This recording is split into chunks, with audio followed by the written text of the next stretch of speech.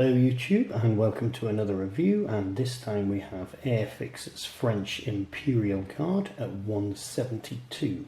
This set comes with no box as it was in my Waterloo battle set. So no box, this is exactly how it came inside my battle set.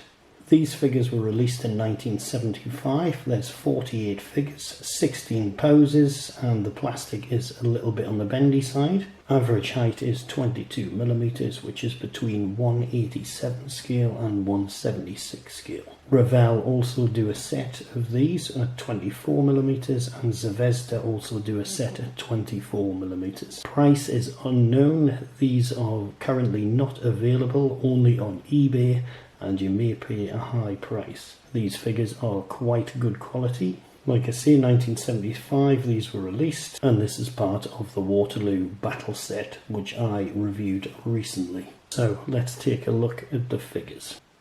So here I've displayed the full sprues, and these figures again are of a very good quality. There's a little bit of flash on, but not much. Flip the figures over so you can see the sprues on the reverse side, and still we're getting bags of equipment on these. They look really good. As I said, this is a set from 1975, so a bit later than some of the other Waterloo figures that they've done, but this is looking very good indeed. So here we have our first figure, and he's wearing his greatcoat and obviously his giant bear skin. Really quite well detailed. The white doesn't help in bringing anything out. There is a little bit of flash around his musket, but it is quite a good figure. That's him from the rear, and as you can see, quite a lot of equipment. You can even see the grenade on the top of his hat, on the top of his bear skin.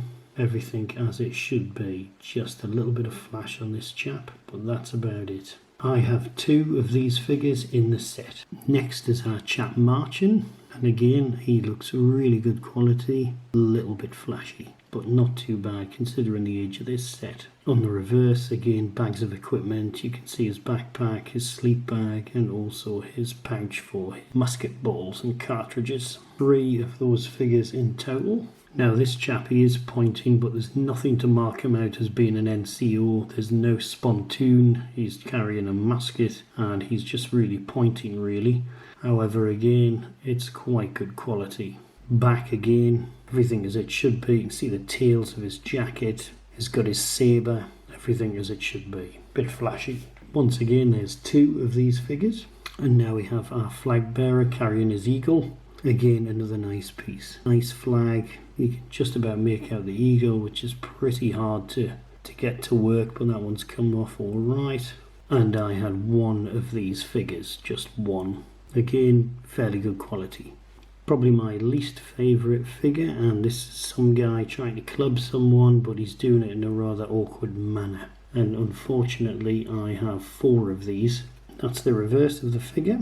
Here's our NCO, and he's got a spontoon or a half pike, as you'd like to call it. Again, good quality. You can see his strapping, his buttons on his gaiters, and the spontoons came out quite well. The other one, there is 2 of these in the set. The other one's a bit flashy, but this one's actually came out okay. Again, everything as it should be on the back. 2 of these figures. Our officer, who is a bit flashy, he's lost a bit of his sword. His stance is obviously in battle, or at least leading his men. Tail of his jacket swept outwards to give a feeling of movement, but again the sword is woefully small, just hasn't came out in the mould. Here's our chap kneeling to rappel. It is quite a good pose. He's got the musket tucked right into the dirt there, just behind his knee. So that's pretty appropriate, although the musket itself looks quite short.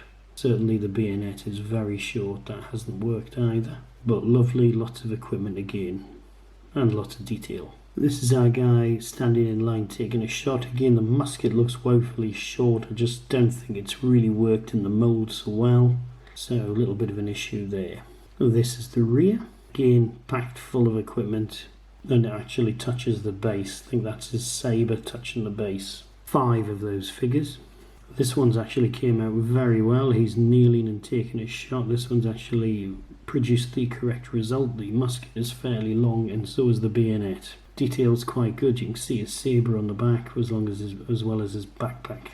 Again, good proportions on this. It's a nice model. This is our guy slowly advancing, probably checking people are dead on the floor.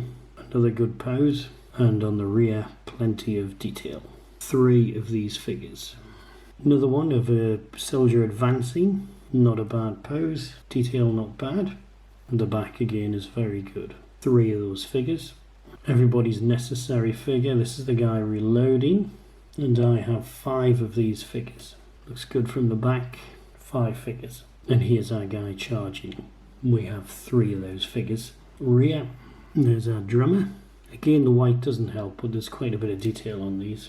Just a little bit flashy, but it's quite good detail. 1 of those figures. Here's our wounded chap, and he's got no hat. And I've got 3 of those figures. The rear of that figure.